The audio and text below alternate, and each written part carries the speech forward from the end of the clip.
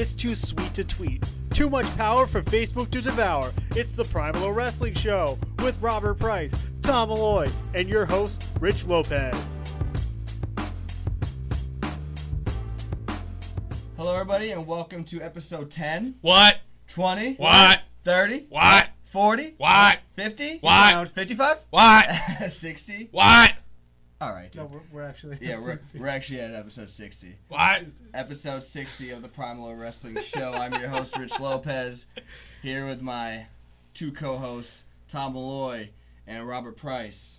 Now, before we get to this on the card, I want to let everybody know, especially if you've been watching our show the last 2 weeks, somebody's been kind of happy with the superstar selection. It was 3 weeks. Well, 3 weeks it was on. The last 2 weeks you're complaining. So just so you know, he's in all his glory. The Ultimate Warrior is up by himself. I seen. Yeah. So I don't want to hear anything else. What? Don't tell me you want another one. Yeah. Which one do you want, dude? Why don't you guess? Which one do you want up there? Why don't you guess? Go ahead, tell me. It doesn't matter what you want because you're not getting it. Yeah! Anyway, I guess you don't want one up there? No, you don't even get it anyway. You're wearing sunglasses. Mickey Mouse sunglasses at that. Anyway, coming up on today's show, we have the Extreme Rules recap. We're going to talk about each match in depth and how we thought the overall card was. And also, our topic discussion, as always, is going to involve Cody Rhodes, who requested a release from WWE, and it was granted. So no more Cody and no more Stardust.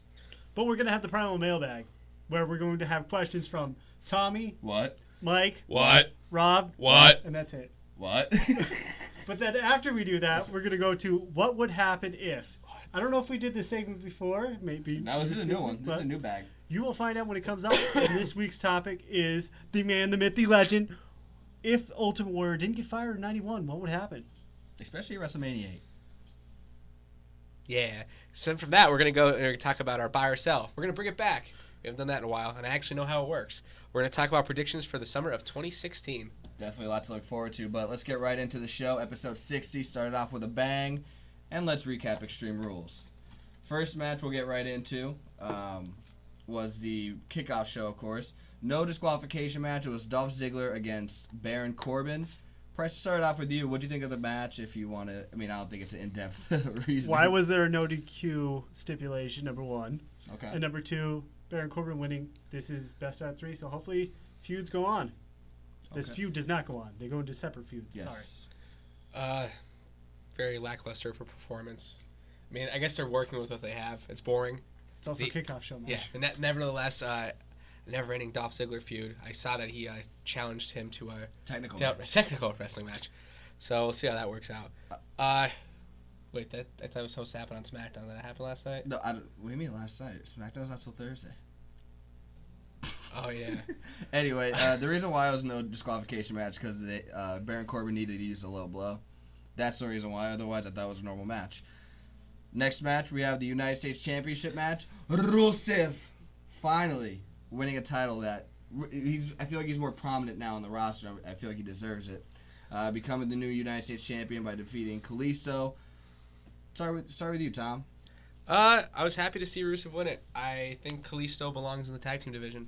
I agree. That's just my overall thought. He did a great job. He was in a great spot while Sin Cara was gone. But overall, I'm happy to see Rusev get the title back and see Rusev hopefully move forward. Okay.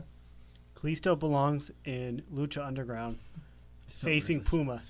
No, him versus Puma. If you ever watch any of their stuff before they were Puma and Kalisto, they were phenomenal. And that's about it. But Rusev having that title hopefully brings some prestige back to it, and they let Rusev be the monster again. Well, hopefully, because I read reports that he's just holding it for John Cena in 2 weeks. I hope that's not the case. I feel like he should, he deserves a push. I would rather Cena have the U.S. title than the World Heavyweight title. But Well, true. I mean, I guess take what you can get. But move on to the next match here. We had the New Day successfully defending their titles against the Vaudevillains.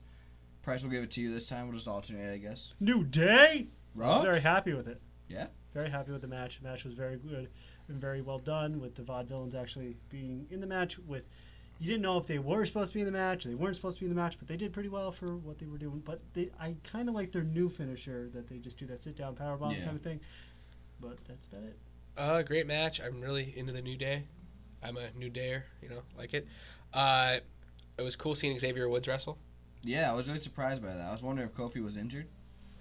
I don't know. Cause it's usually, no? I said to Rich while we were watching, it's like, more or less, it's like they work together in NXT, so they already know how to work with each other. That makes a lot. Yeah, when you told me that made a lot of sense. So, but yeah, that was a good match.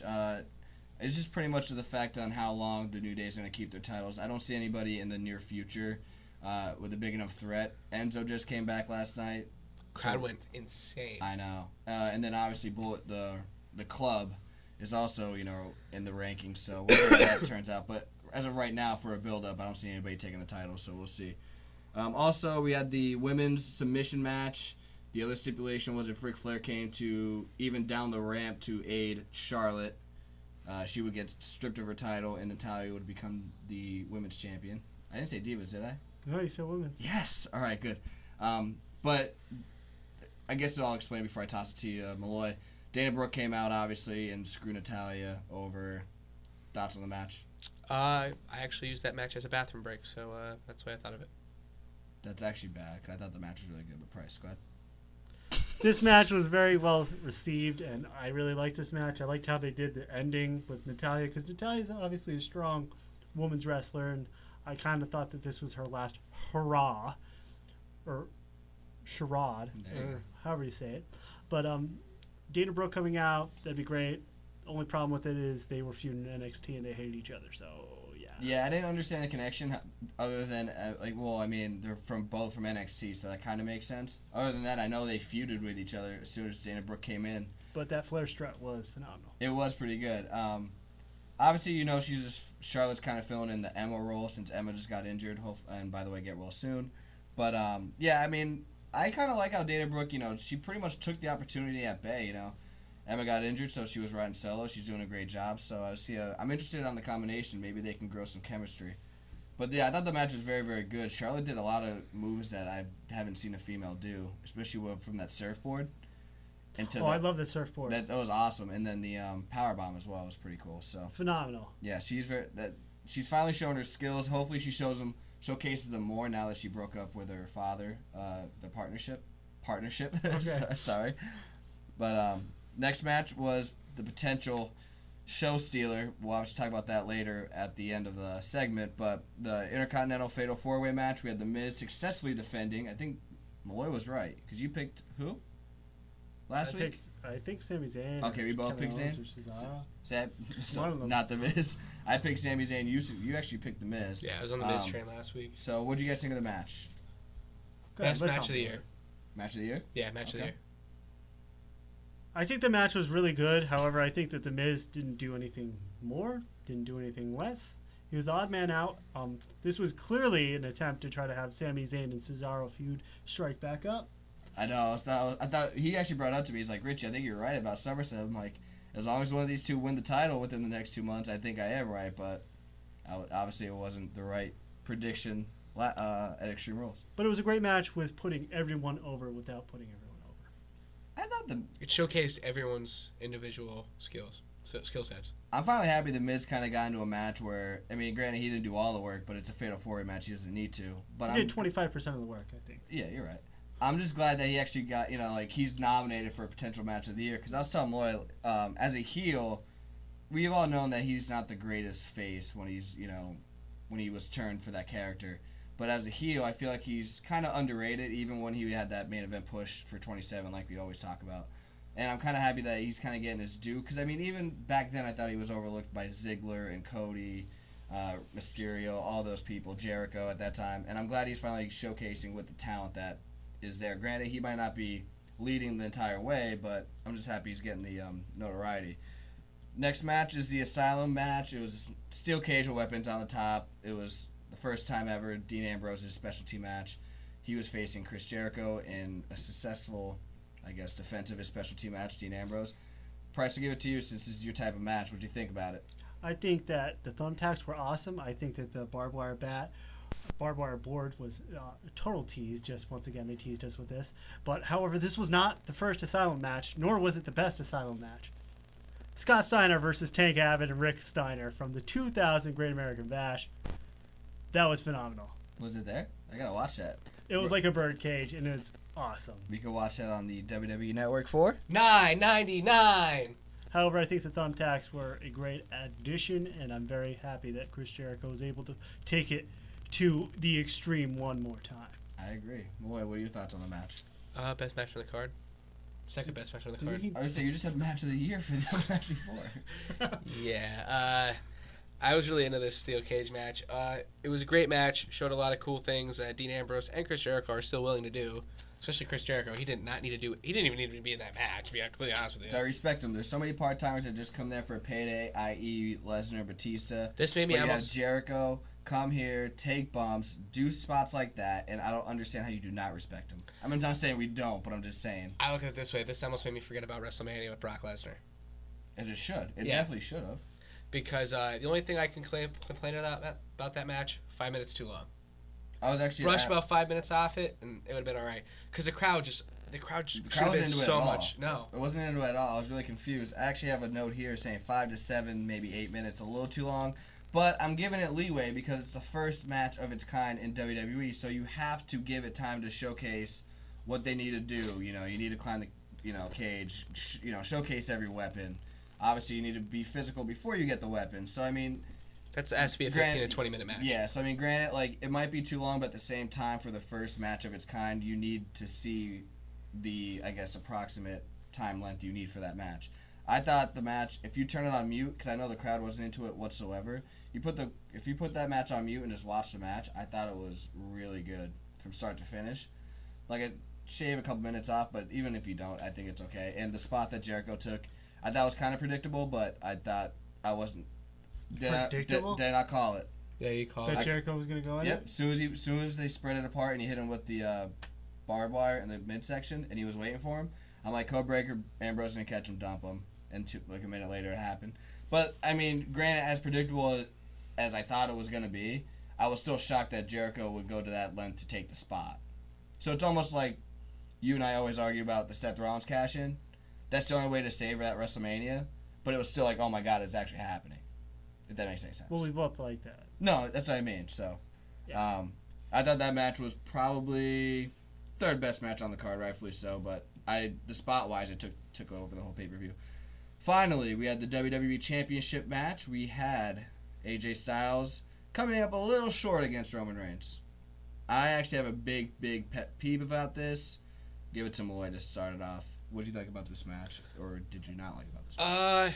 Good match, I guess.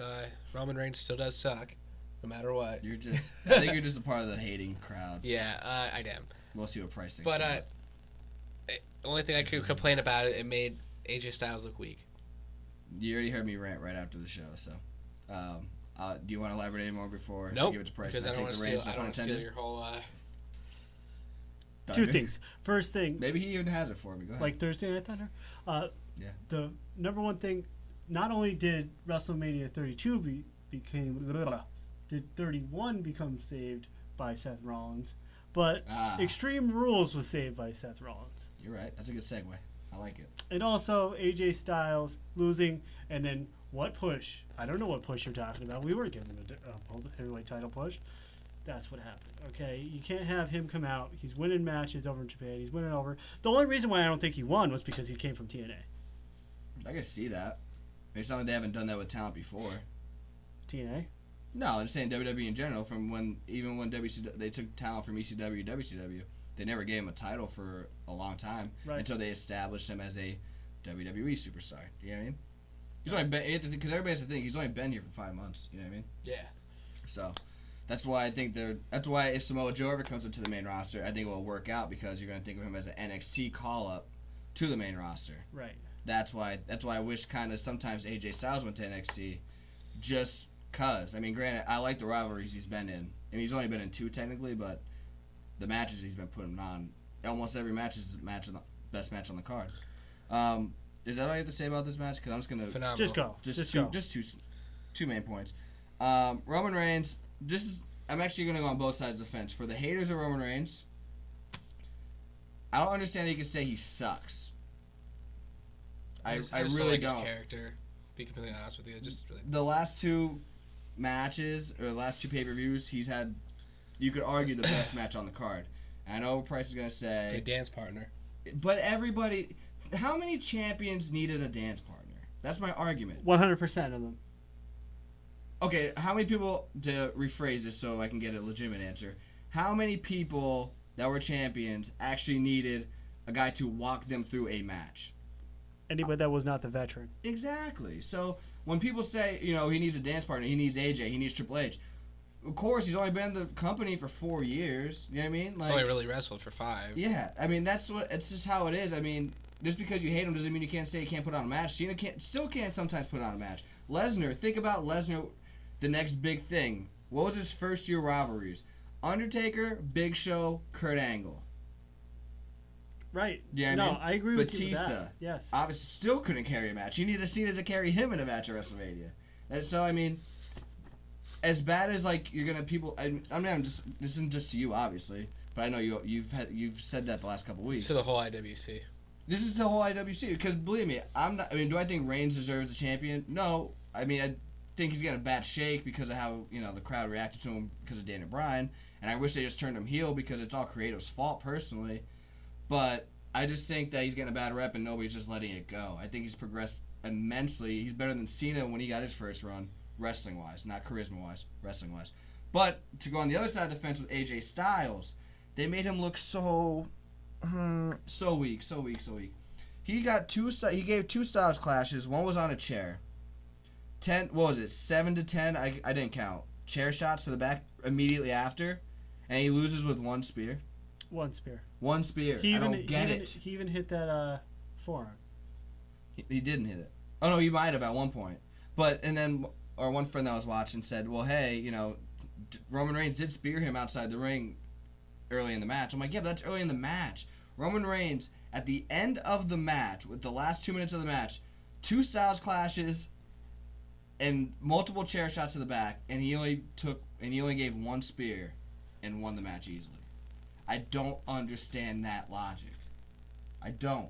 I could understand if it was 2 spears, I would be okay with that, and that's still pushing it for me. But so yeah, that's just the pet peeves I have with that. I thought it was a really good match except for the last 2 to 3 minutes. And to IWC, I think we start thinking about giving Roman Reigns some credit. I know he's not, the leader of the group, but he's also delivering when he's called upon from the guys, from the ring generals. So give him some credit there. But AJ Styles, we need to do a better, or creative needs to do a better job booking matches. Because if they do that with Rollins or Ambrose or Owens against Reigns, I might call it quits except for big pay-per-views like SummerSlam or WrestleMania. Because I just don't understand that logic. Whew. Yeah, we're good. Everybody. Price, you okay? I'm waiting for you to say something, or you guys just staring. Did I go? The AJ Styles thing, I just think that this is just some never-ending argument that could happen with this, because you'd say the same thing about Cena, you'd say the same thing about Hogan, you'd say the same thing. But that's what I'm saying, though. So I don't understand why people are giving Reigns grief. No, I understand. That's what I'm saying. I mean, hey, if you. However, this match. I didn't like the very last 2 minutes of this match. Otherwise, it was great. Extreme Rules, Payback, I loved. They still had time left, even though Seth Rollins did come out. He could have got up from that spear and got 1 more freaking spear, and I would have been fine with that. That's what I'm saying. It would have been perfect. It would have been a perfect ending. Or Rollins could have just came out and, He could have destroyed the match. He could have had a triple threat match at Money in the Bank. That's what I thought they were going to do, but I guess not. So, but anyway, when we come back from this... Wait. One last thing. Oh my God! I'm so sorry. I forgot. It was my Tell rant. him to wait. It was my rant. That's why I ranted. That's why you gotta thank you. You guys are. That's why Let's you guys are close this out in a minute, though. All right. Yeah, 1 minute. So you're gonna give the thing here, and you're gonna explain real quick, not the Malloy intro body conclusion thing.